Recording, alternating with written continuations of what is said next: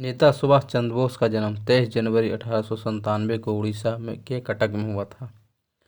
उन्होंने 1919 में कलकत्ता विश्वविद्यालय से स्नातक की उपाधि प्राप्त की और वर्ष 1920 में भारतीय नागरिक सेवा ICS में उत्तीर्ण हुए।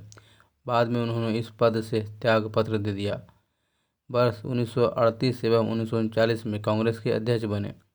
1939 में कांग्रेस की अध्यक्षता से त्यागपत्र देकर फॉरवर्ड ब्लॉक की स्थापना की। वर्ष 1942 में जर्मनी चले गए। उन्होंने वर्ष 1943 में आज़ाद हिंद फौज की कमान संभाली। प्राय उन्हें नेता जी के नाम से स्मरण किया जाता है। सुभाष चंद्र बोस को वर्ष 1938 में भारतीय राष्ट्रीय कांग्रेस का अध्यक्ष बनने के बाद गुरुदेव रविन्द्रनाथ टैगोर द्वारा शांति निकेतन में देश नायक की उपाधि से सम्मानित किया गया था। महात्मा गांधी ने उन्हें देशभक्तों का देशभक्त कहा था। सुभाष चंद्र बोस 3 अप्रैल 1941 को जर्मनी पहुंचे। 6 माह बाद जर्मन विदेश मंत्रालय की सहायता से उन्होंने द फ्री इंडिया सेंटर का गठन किया, जहां वे आज़ादी के पक्ष में पर्चे छपवाते थे तथा भाषण देते थे। वर्ष 1942 में सुभाष चंद्र बोस ने जर्मनी के जनरल इरविन रोमेल के उत्तरी अफ्रीका अभियान के दौरान पकड़े गए भारतीय युद्धबंदियों को भर्ती कर 10,000 सैनिकों का दल गठित किया। यही सैनिक दल को द फ्री इंडियन लीजन कहा गया। आज़ाद हिंद फौज की स्थापना मूलतः कैप्टन मोहन सिंह ने की थी।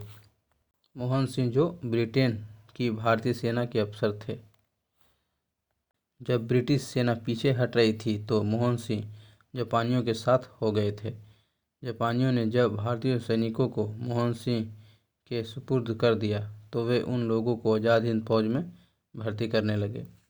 दिसंबर 1941 में उत्तरी मलय के जंगलों में कैप्टन मोहन सिंह के नेतृत्व वाली पंजाब रेजिमेंट की टुकड़ी जापानी सेना से पराजित हुई।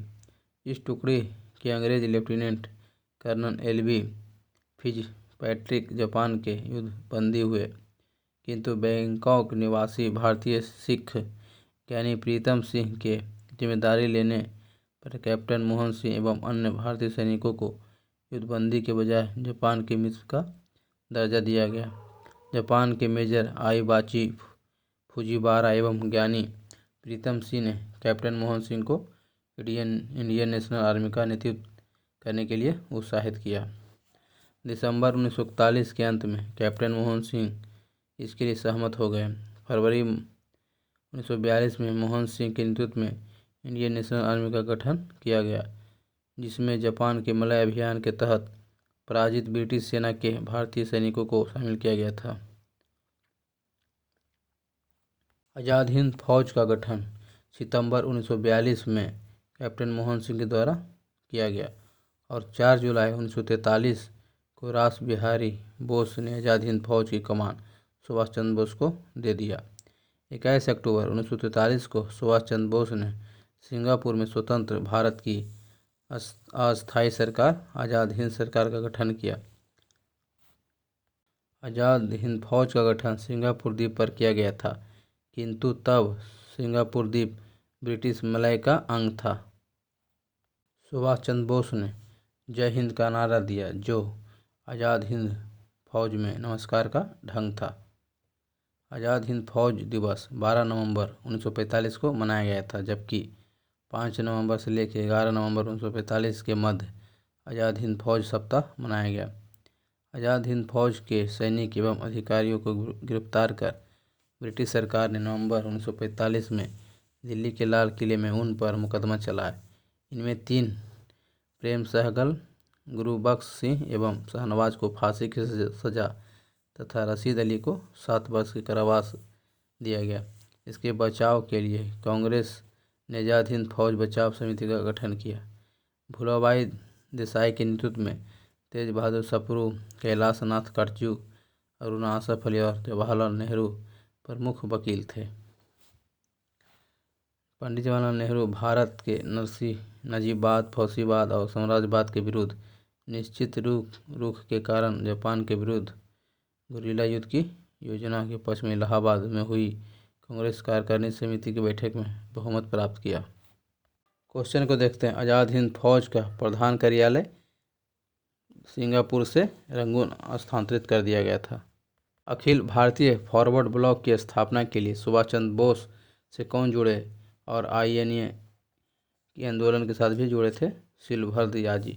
शिलभद्र रियाजी बिहार के एक स्वतंत्र सेनानी थे जो महात्मा गांधी एवं सुभाष चंद्र बोस से जुड़े थे।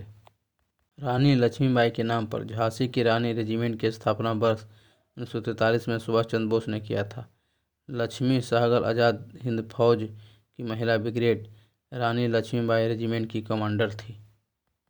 निम्नलिखित में से किसने 1945 में आज़ाद हिंद फौज की ओर से लाल किले के मुकदमे में पैरवी कर रहे वकीलों की अध्यक्षता की? तब भोलाभाई देसाई। INA मुकदमे के प्रमुख वकील थे भोलाभाई देसाई। बेबेल योजना 14 जून 1945 को, शिमला सम्मेलन 25 जून से 14 जुलाई 1945 तक, नौसेना विद्रोह 28 से 23 फरवरी 1946 में, आज़ाद हिंद फौज मुकदमा नवंबर 1945 में।